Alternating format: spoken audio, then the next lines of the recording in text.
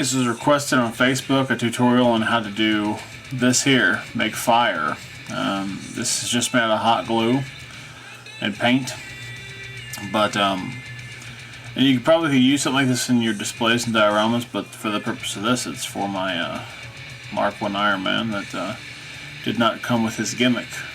So first you have to decide how you're going to attach it, or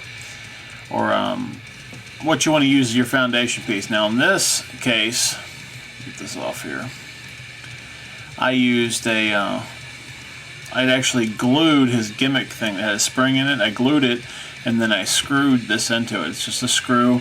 This was actually one of those small gold teacup hooks that I straightened the teacup, the hook part out. I straightened it out so I'd have a foundation to glue onto, and then I wanted that little lip there that would stop it from screwing in.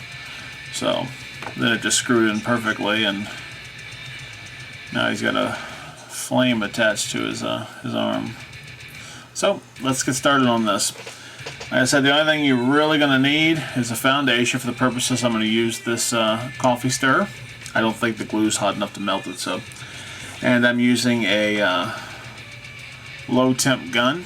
Pick up these at Walmart for cheap. The first step is just applying a coat of glue to this to use a foundation to build up off of. You're not going to do anything fancy with it, just applying a base of glue to build up off of. But now we got a pretty good foundation started there. To cool this glue fast, you can have yourself a thing of water nearby. So as soon as you put the glue on the stick, you can just dip it into the water, and it should cool it almost instantly. And that way it'll set up real fast, or else you got to sit in there and wait for the water off of it. And it's ready to start applying the next coat of glue. Now for the next part, you'll need yourself a stick, or like a dowel, or some kind of utensil like that. I happen to have a piece of a bobby pin. You're going to do this in steps. So we take our glue and we go ahead and apply an area here, just a small section at a time, that way you have time to work with it. Now with that, you just start pulling at it.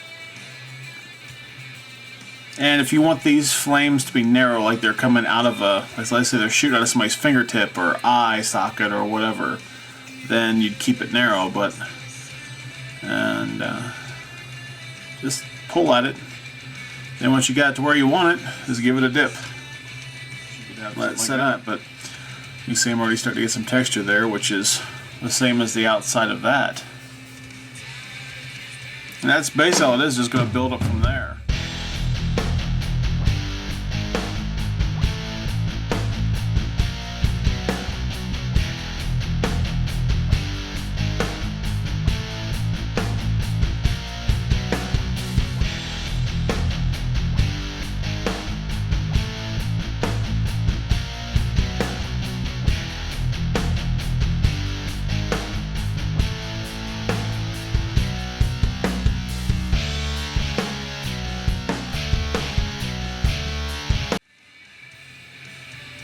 It doesn't look like much yet, but it's all without paint. So let's go ahead and get a little bit of paint on this. Now what I've done is I've gone in and given it a nice liberal coat of yellow.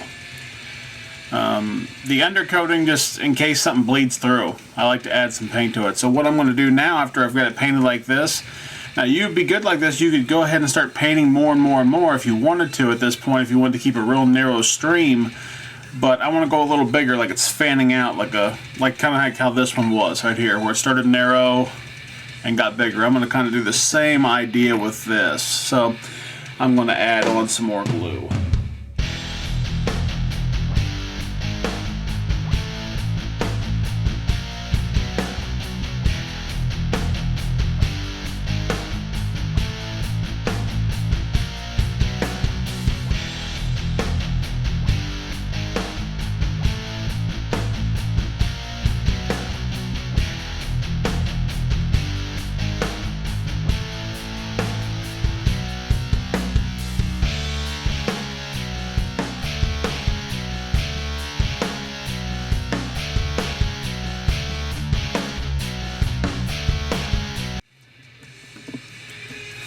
Now for painting, we're going to need our yellow and a red and an orange. You won't use the red too much. It's just some highlight kind of stuff.